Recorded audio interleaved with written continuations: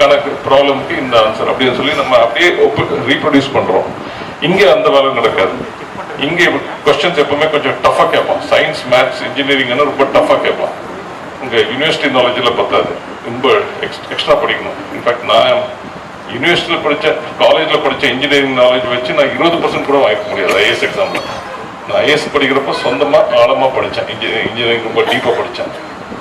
இந்த ஹியூமனிட்டிஸ் இந்த சப்ஜெக்ட்ஸ் எல்லாம் எடுத்தீங்கன்னா எப்பவுமே கொஸ்டின் வேகா கேட்பான். வேகானா நீங்கள் டைரெக்டாக டிஸ்கஸ் பிரெஞ்சு ரெவல்யூஷன் இப்படியெல்லாம் கேட்க மாட்டேன். ஏதாவது ஒன்று கேட்பான், வேக கேட்பான். French revolution, American war of independence, Indian independence, மூணையும் ஒப்பிடுக. இதில் இந்தியன் இண்டிபெண்டன்ஸ் மூவ்மெண்ட் இப்படி இதால் இன்ஃப்ளூயன்ஸ் ஆச்சு, அந்த மாதிரி ஏதோ ஒன்று வேக கேட்பான். ஸோ நீங்கள் உங்கள் சொந்த வேர்ட்ஸில் எழுத திறமை கொண்டு இருக்கணும். நம்ம நிறைய பேர் நிறைய மார்க் வாங்கியிருப்பானுங்க, ஸ்கூலில் வாங்கியிருப்பானுங்க, காலேஜில் மார்க் வாங்கியிருப்பானுங்க. ஆனால் சொந்தமாக அவங்களால எழுத முடியாது. I seen that most people can't write in their own words. So இந்த ஐஏஎஸ்ல மெயின் டிஃபரன்ஸ் என்னன்னா, மற்ற யூனிவர்சிட்டி எக்ஸாமுக்கும் இதில் கொஸ்டின்ஸ் டைரக்டாக வராது. கொஸ்டின்ஸ் எப்பவுமே கொஞ்சம் ட்ரிக்கியாக இருக்கும், டஃப்பாக இருக்கும். ஸோ யூனிவர்சிட்டி எக்ஸாமில் டாப்பராக இருக்கவங்கலாம் அதில் கோட் அடிக்கிறது ரொம்ப சகஜம். ஐஐடியில் டாப்பராக இருக்கவங்க கூட ஐஏஎஸ் எக்ஸாமில் கோட் அடித்ததெல்லாம் நான் பார்த்துருக்கேன். Different ball game I would say. ஒரு பேக்வேர்டு ஏரியா தர்மபுரி மாதிரியான இடம், அதுலேருந்து அந்த டேக்கை மாற்றி ஒரு வளரும் மாவட்டம் அப்படின்னு நினைக்கிற ஒரு இது. நிறைய பேர் ஃபர்ஸ்ட் ஜென்ரேஷன் வந்திருக்காங்க, முதல் தலைமுறை இருப்பாங்க. அவங்களுக்கு ஒரு ஐஏஎஸ் ஆஸ்பிரன்ட்ஸ் யாராவது இருந்தாங்கன்னா அவங்களுக்கு என்ன சொல்லுவீங்க?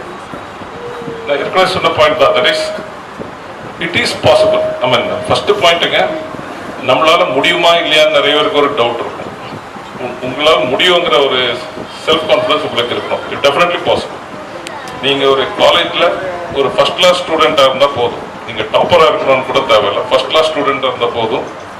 And I always say, not only in IAS exam, எந்த லைஃப்பில் எது எடுத்தாலும் நீங்கள் 50% எஃபர்ட், 25% டேலண்ட், 25% லக்கு. சக்ஸஸுக்கு 50% நீங்கள் முயற்சி, 25% டேலண்ட், ஒரு 25% லக்கு. ஐஏஎஸ் எக்ஸாம்லேயும் அப்படி தான். Luck plays major role, 25% luck இருக்கு. ஆனால் ஒரு அட்டம்ப்ட்ல நீங்க அன்லக்கியா இருந்தா எல்லா அட்டம்ப்ட்லயும், ரெண்டாவது அட்டம்ப்ட்ல அன்லக்கியா இருப்பீங்கன்னு சொல்ல முடியாது, மூணாவது அட்டம்ப்ட்ல அன்லக்கியா இருக்க மாட்டீங்க. சரி, ஏதோ ஒரு அட்டம்ப்ட்ல நீங்க லக்கு உங்களுக்கு மாறும். பட் லக்கை நம்பிட்டு நம்ம இருக்க முடியாது. இந்த 50% எஃபர்ட் நம்ம முழுசா போட்டோம்னா we can definitely get it. I mean, what I always tell people is, don't think IAS officers are supermen or superwomen.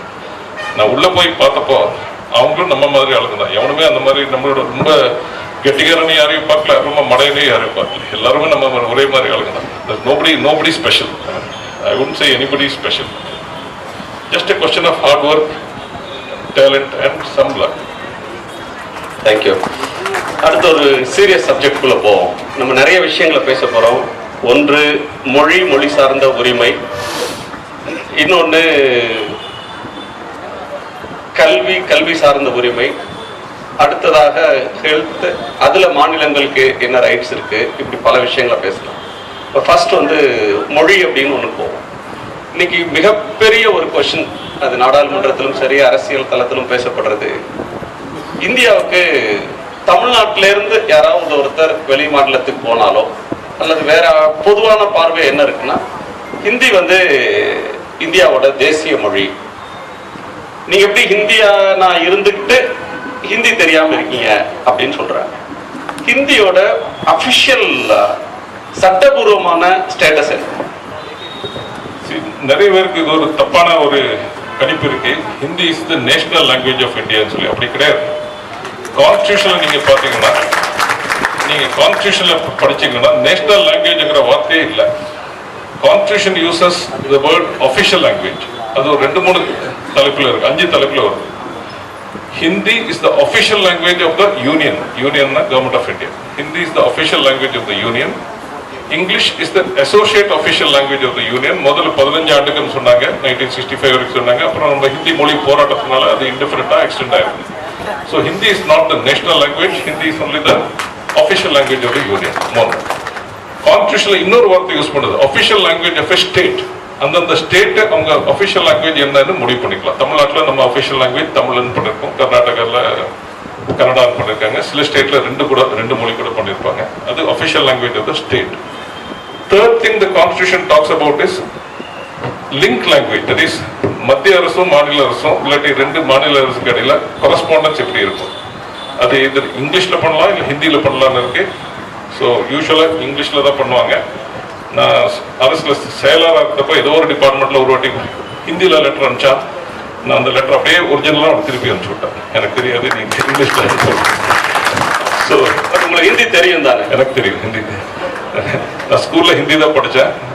ஐஏஎஸ்ல ஒரு ரீஜனல் லாங்குவேஜ் பேப்பர் இருக்கு, அதுல ஹிந்தி தான் நான் எழுதினேன். பட் எனக்கு ஹிந்தி தெரியுங்கிறதுனால நம்ம ஹிந்தி திருப்பி நம்ம ஒத்துக்க முடியாது. ஸோ கான்ஸ்டியூஷன்ல இன்னும் சிலது இருக்கு. ஃபார் எக்ஸாம்பிள் நான் இருக்கிற மூணு சொன்னேன். That is official language of the union, official language of the state, link language, official language for inter state union state communications. நாலாவது என்னன்னா லாங்குவேஜ் ஆஃப் த கோர்ட்ஸ். இப்போ சுப்ரீம் கோர்ட்லயும் ஹை கோர்ட்லயும் இங்கிலீஷ்ல தான் பண்ணும். Supreme court orders, high court orders இங்கிலீஷ்ல தான் இருக்கணும் கான்ஸ்டியூஷன்லேயே சொல்லியிருக்கும். Until such time as parliament decides otherwise. அப்படின்னா பார்லிமெண்ட் மாற்ற முடிவு எடுக்கிற வரை இங்கிலீஷ்ல தான் உத்தரவு இருக்கணும். அதே மாதிரி சட்டங்களை கூட ஆக்ட்ஸ், ரூல்ஸ் இதெல்லாம் இங்கிலீஷ்ல தான் இருக்கணும் அப்படின்னு இருக்கு. ஒரு இங்கிலீஷ்ல ஒரு வெர்ஷன் இருக்கு, ஹிந்தியில ஒரு வெர்ஷன் இருக்கு, இல்லாட்டி தமிழ்ல ஒரு வெர்ஷன், அந்த ரீஜனல் லாங்குவேஜ்ல ஒரு வெர்ஷன் தான், இங்கிலீஷ் வெர்ஷன் தான் ஆத்தென்டிக் அப்படின்னு சொல்லி கான்ஸ்டியூஷன் இருக்கு. இன்னொரு இது நாலாச்சு. அஞ்சாவது என்னன்னா பார்லிமெண்ட்லயும் அசம்பிளிலும் எந்த மொழியில நீங்க பேசலாம், அதுக்கு ஒரு கான்ஸ்டியூஷன் சொல்லுது. பார்லிமெண்ட்ல என்ன சொல்லுதுன்னா ஒன்னா நீங்க ஹிந்தியில பேசணும் இல்லாட்டி இங்கிலீஷ்ல பேசணும். வேற ஏதோ மொழியில பேசுறதுனா ஸ்பீக்கர் கிட்ட பர்மிஷன் வாங்கணும், இல்லாட்டி சேர்மன் ஆஃப் த ஹவுஸ் கிட்ட பர்மிஷன் வாங்கணும். அதே மாதிரி ஸ்டேட்ல ஒன்னா அந்த ஸ்டேட் லாங்குவேஜ்ல அஃபிஷியல் லாங்குவேஜ்ல பேசலாம், இல்லாட்டி இங்கிலீஷ்ல பேசலாம், ஹிந்தியில பேசலாம். வேற ஏதோ மொழியில பேசுறதுனா ஸ்பீக்கர் கிட்ட, சேர்மன் ஆஃப் த ஹவுஸ் கிட்ட பர்மிஷன் வாங்கணும். இந்த பர்மிஷன் வாங்குற அந்த இதே தப்புன்னு என்னோட ஃபீல். ஏன்னா நீங்க இப்போ டிஜிட்டல் டிரான்ஸ்லேஷன் டூல்ஸ் வந்திருக்கு, இன்ஸ்டன்ட் டிரான்ஸ்லேஷன் பண்ணலாம். இப்போ தமிழ்ல பேச விடுறாங்க பார்லிமெண்ட்ல. பட் நாளைக்கு சப்போசிங் இந்த விட்ராத பர்மிஷன் தேசே நீங்க ஹிந்தியில தான் பேசணும் இல்லாட்டி இங்கிலீஷ்ல தான் பேசணும், இல்லை வரும் ஹிந்தியில தான் பேசணும்னு சொன்னாங்கன்னா என்ன ஆகுது? ஸோ தட் பர்மிஷன் தட் அந்த ஸ்பீக்கர் கிட்ட பர்மிஷன் வாங்கி தான் மற்ற மொழியில பேசலாங்கிற அந்த கண்டிஷன் கான்ஸ்டியூஷன்ல இருந்து நீக்கப்படணுங்கிறது. லிங்க் லாங்குவேஜ் பத்தி பேசுனீங்க. இப்போ வந்து தமிழ்நாட்டில இருந்து ஒரு அதிகாரி அல்லது ஒரு எம்பி சமீபத்தில் ஒரு சர்ச்சை கூட வந்து இங்கிலீஷ்ல லெட்டர் எழுதுறாங்க, பட் பதில் வந்து ஹிந்தியில தர்றாங்க. சட்டம் அனுமதிக்குதா? கான்ஸ்டியூஷன்ல ஆர்டிகல் 350 ஒன்று இருக்குங்க. அதுல என்ன சொல்லுதுன்னா கொஞ்சம் வேகா போட்டிருக்காங்க.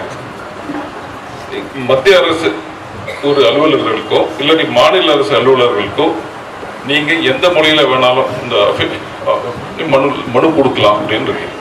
ஆனா அவங்க எந்த மொழியில பதில் கொடுக்கணுங்கிறத பத்தி ஒண்ணுமே சொல்ல. ஃபார் எக்ஸாம்பிள் இப்போ நீங்க ஒரு கவர்மெண்ட் ஆஃப் இன்கம் டேக்ஸ் ஆஃபீஸோ இல்லாட்டி வேற ஏதோ ஆஃபீஸ் போனீங்கன்னா அவங்க உங்ககிட்ட ஹிந்திலேயே பேசிட்டு இருக்கான், இல்லாட்டி நீங்க கொடுத்த இங்கிலீஷ்ல கொடுத்த மனுக்கு தமிழ்ல கொடுத்த மனுக்கு ஹிந்தியில பதில் கொடுக்குறான்னா இட் டசன்ட் ஒர்க்.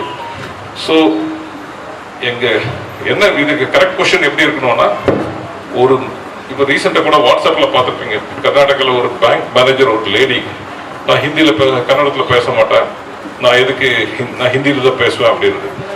மத்திய அரசு அலுவலர்கள் ஒரு மாநிலத்தில் இருந்தால் அவங்க அந்த மாநிலத்தின் மொழியில மக்களோட பேசுறதுக்கு முயற்சி பண்ணணும். அவங்களுக்கு அந்த மொழி தெரியாட்டி கூட யாரோ இன்டர்பிரேட்டர் யாரோ வச்சு மொழி பண்ணணும். பதில் கூட அதில் கொடுக்கணும். இப்போ நான் தமிழ்ல மனு கொடுத்தானா அவங்க தமிழ்ல பதில் கொடுக்கணும், நான் இங்கிலீஷ்ல மனு கொடுத்தானா இங்கிலீஷ்ல பதில் கொடுக்கணும், ஹிந்தியில மனு கொடுத்தானா ஹிந்தியில பதில் கொடுக்கணும். பட் நான் இங்கிலீஷ்ல கேள்வி கேட்டப்போ அவங்க தமிழ்ல ஹிந்தியில பதில் கொடுக்க முடியாது. எந்த மொழியில கேள்வி கேட்கப்படுதோ அந்த மொழியில தான் they should give the reply. அது கான்ஸ்டியூஷன்ல இல்ல. இப்போ என்ன சொல்லுதுன்னா நீங்க எந்த மொழியில வேணா கேள்வி கேட்கலாம் தான் சொல்லி அப்படியே சைலண்டா விட்டுறாங்க, எந்த மொழியில பதில் கொடுக்கலாம்னு சொல்றது. அடிக்கடி இந்த பிரச்சனை அது ஏர்போர்ட்ல நீங்க பாத்தீங்கன்னா ஹிந்தியில தான் பேசுறான், ஏதோ சென்ட்ரல் கவர்மெண்ட் ஆஃபீஸ் போனா ஹிந்தியில தான் பேசுறான், நீங்க இங்கிலீஷ்ல ஒரு கேள்வி கேட்டா ஹிந்தியில பதில் கொடுக்குறான். இது கான்ஸ்டியூஷன்ல அந்த கிளாரிட்டி இல்லை. சட்டம் ஒன்று இருந்தா கூட நடைமுறையில இன்னொன்று இருக்கு. பலர் சொல்லக்கூடிய ஒரு ஆர்கியூமெண்ட், அது 3 மொழியை ஏத்துக்கணும் அப்படின்னு சொல்றவங்க வந்து இந்தியாவில் பெரும்பான்மையான மக்கள் பேசுற மொழி ஹிந்தி. இப்ப 2011 சென்சஸ் எடுத்துக்கிட்டா ஏறத்தாழ 44% ஹிந்தி பேசுறாங்க அப்படின்றாங்க. பட் உங்களை போன்றவங்க அது உண்மை இல்லை அப்படின்னு சொல்றீங்க, எப்படி சொல்றீங்க? அது கரெக்ட். ஆக்சுவலா சென்சஸ்ல காலங்காலமா ஹிந்தி பேசும் மக்களின்